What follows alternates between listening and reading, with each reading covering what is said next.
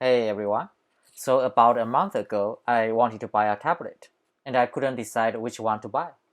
I had to do a lot of research, and it took a lot of time and effort. In the end, I decided to buy a Samsung Galaxy S7. It was a painstaking process, so I just wanted to share some of my thoughts, and hopefully it'll be helpful to you.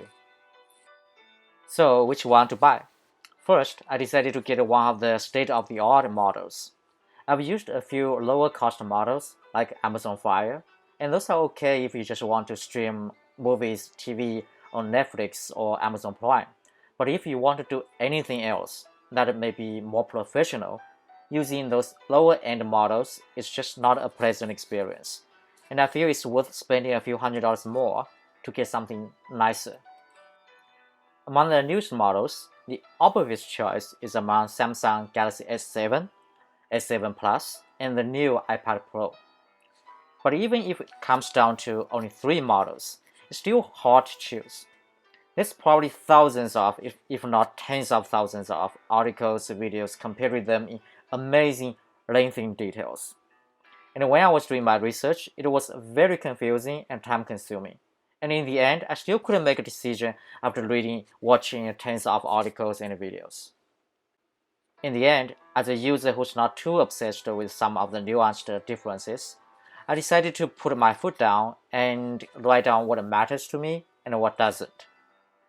So, what's not so important to me, personally, is the tiny difference in many features, in hardware or software, such as the cameras, the color contrast resolution of the displays, the overall performance, and others, such as the speakers, Wi-Fi 5G connectivity, and so on and so forth.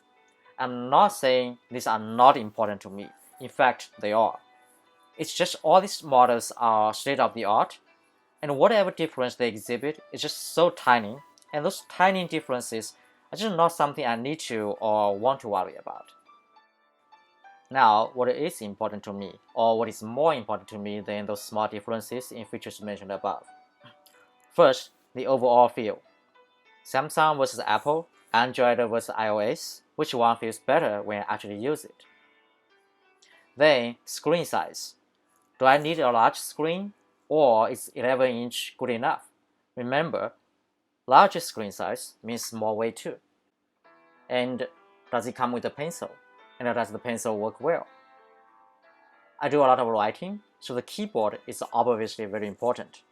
And also how well the tablet works as a laptop replacement with the keyboard. There are a few other things too, such as a long battery life. Eventually, cost is a big factor, and it may be the most important factor at the end when it comes to such a big expense to most of us. To begin with, it is important to estimate what some of the hidden or extra expenses are that I may need to consider. For iPad, I will need to add a pencil and a Magic Keyboard because they are sold separately. The pencil would cost $129. The keyboard would cost $159. Pretty significant when it comes to additional cost. You can find cheaper alternatives by third-party vendors, but they rarely work well. For S7, S7 Plus, it comes with a S7 pen already. I'll need to buy a keyboard. It is actually a combo of keyboard and a back cover, and it would cost $139 in total as of January the 5th, 2021, when I did this video. But it was at a lower price range when I actually bought it because of promotion. With that additional information, let's take a look at the list of things important to me and maybe to you as well. First, the feel. The S7 or S7 Plus feels actually really great. Unlike previous generations or other Android tablets, which often feel either cheap, made of plastics, or bulky, made of heavy metals. S7 and S7 Plus feel very sleek, luxurious, high-end, comparable to iPad. I think iPad Pro still feels better, but the difference I think is very small. The feel includes both hardware and software. It really comes down to personal preference regarding Android or iOS. Android is more flexible with better multitasking capability, but it may lack some of the applications one actually needs. iOS is more rigid, but in a good way to many people. It also has a more complete suite of maybe also stronger applications, and it connects to your other Apple devices more smoothly if you have a MacBook, MacBook Pro, or iPhone. What I feel is a bonus for S7 and S7 Plus here is that they have this so-called Samsung DeX mode, which can turn the system into something very similar to a desktop. This is really one of the nicest innovations Samsung made into this new S7 series. Now the screen or display. The AMOLED for S7 Plus and the Retina for iPad are more vibrant and they feel nicer than the LCD on S7. But as I mentioned earlier, the screen of S7 is very good to me already, so the slight upgrade is not particularly attractive to me.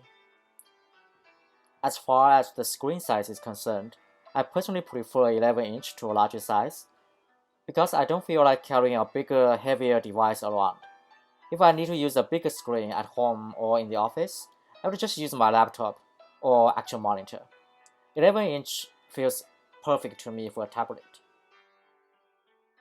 Battery life. From my research, S7, even though with a lower capacity battery, actually has a longer, if not significantly longer, battery life than S7 Plus, probably because of the smaller screen.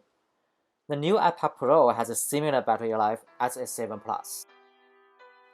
As I mentioned earlier, you need to spend an additional $129 for an Apple Pencil if you go for iPad Pro. Both pencils work pretty well from my experience, but if you are an artist, then you may need to do more research and see which one works better for your drawing or other artwork. Keyboard. You have to buy them separately for all of these models. Not much different for me, either in terms of cost or connectivity and performance. The base price and the final cost. Obviously, S7 is a lot lower. If you consider the additional cost of an Apple Pencil, you can see iPad Pro is actually $348 higher than S7 pre-tax. Back when I was making the decision, there was an additional $70 discount for S7. That means S7 Plus would cost $180 more, and the iPad Pro would cost $418 more. To me, iPad is out of the question, since I don't feel a slightly nicer feel and a bigger screen, which I actually don't prefer, justify an additional $300 or even $400 cost. I hold very high regard for Apple products and have been using MacBook Pro for over 10 years, but I don't share the same enthusiasm as some of my friends who are just die-hard Apple fans. The difference between S7 and S7 Plus is really the screen size, and the battery life. So the question for me is if it's worth spending more money for a slightly better screen, which would be very nice, and a slightly bigger screen size, which I actually don't prefer, at the expense of even a shorter battery life. With the additional $70 discount, it was a no-brainer to me in the end. I went for S7, but I can see without the additional discount for S7, or if there's a promotion for S7 Plus instead, and if I had preferred a larger and a better screen, I could have gone for S7 Plus. So that's how I made my decision and bought an S7 instead of an S7 Plus or the new iPad Pro. Hopefully sharing this is useful to you. I've had my S7 tablet for a few weeks now, and I have to say I really enjoy it. You can see from these photos, which shows it in the so-called DeX or desktop mode. The tablet looks very sleek with a vibrant color, and it can work almost like a laptop replacement. I'm quite satisfied with the purchase.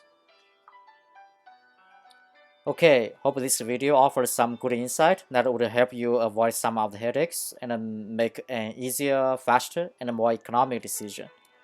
Thanks for watching. Hope to see you next time.